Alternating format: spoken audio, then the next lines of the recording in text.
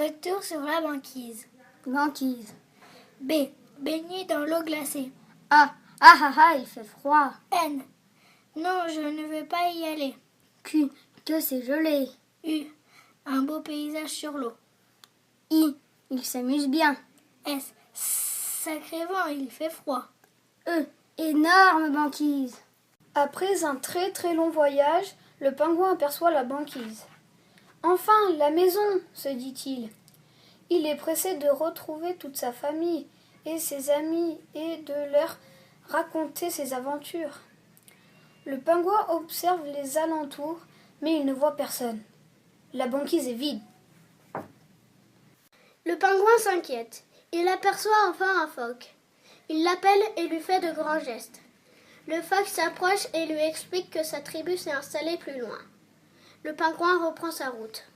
Tout à coup, il aperçoit un groupe de pingouins. Très excité, il court et reconnaît ses parents. « Papa, maman !»« Mon enfant, mais où étais-tu passé?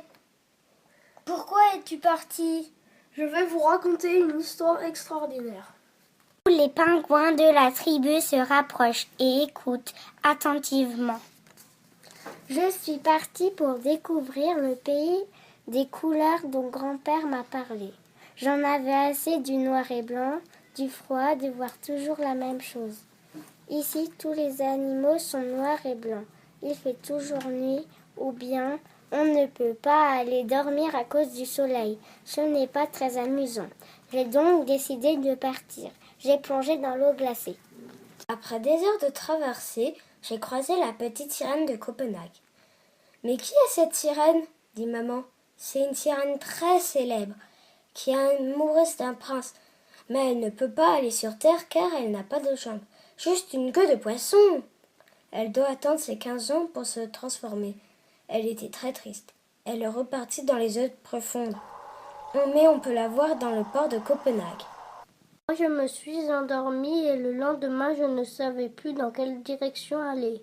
Des oies sauvages passaient par là et je leur ai demandé mon chemin vers le sud. Elles étaient très étonnées de voir un pingouin aussi loin de la banquise. Elles m'ont gentiment indiqué la route vers la jungle.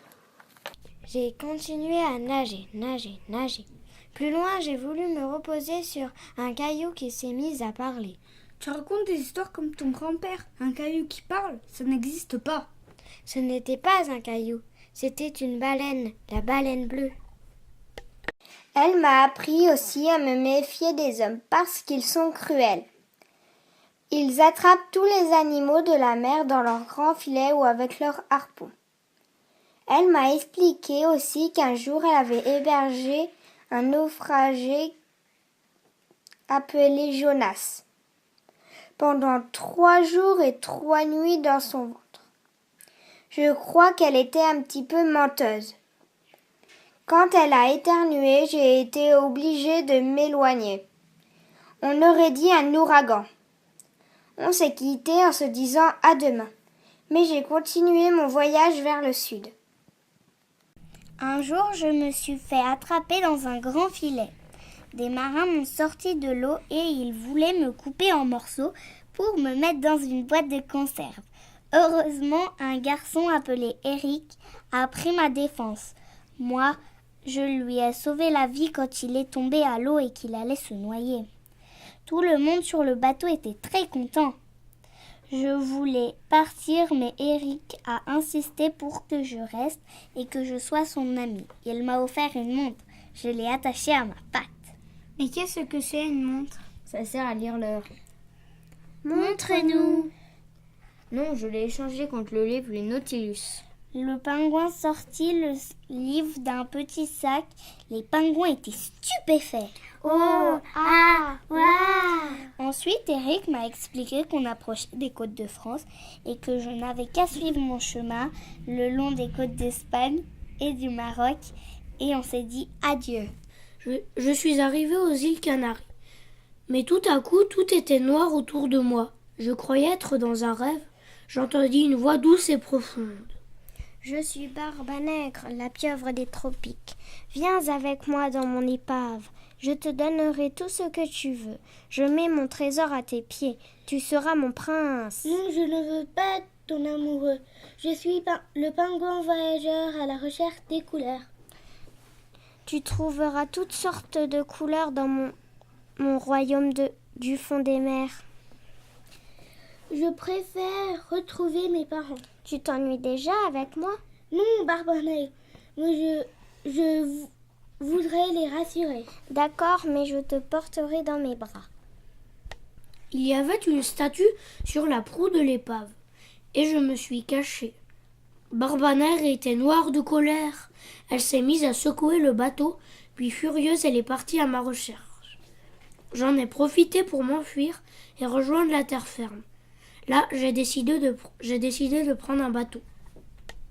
Dans le port, j'ai rencontré un bijoutier et j'ai échangé ma ceinture d'émeraude contre mon billet de transport. Pendant la croisière, je me suis reposée, j'ai bien mangé et j'ai lu des histoires. C'est avec le garçon de cabine que j'ai échangé ma montre contre le livre. Au bout de quelques jours, j'ai entendu la sirène du bateau. J'étais arrivée en Afrique. J'ai continué ma route. J'avais très chaud dans cette savane. Alors je me suis reposée à l'ombre d'un arbre. Soudain, un drôle d'animal m'a surpris. On aurait dit qu'il était en pyjama, mais il avait les mêmes couleurs que moi. J'étais un peu déçue. Bonjour, cousin. Je suis le zèbre et ses zébrerez-vous. Je suis le pingouin. J'ai beaucoup voyagé pour voir les animaux de la jungle. Mon cousin, parlez doucement, la jungle n'est pas loin. Je vous conseille de ne pas y aller car il y a beaucoup de dangers. Je n'ai pas peur. Je veux quand même aller voir les animaux en couleur. Alors tant pis pour vous.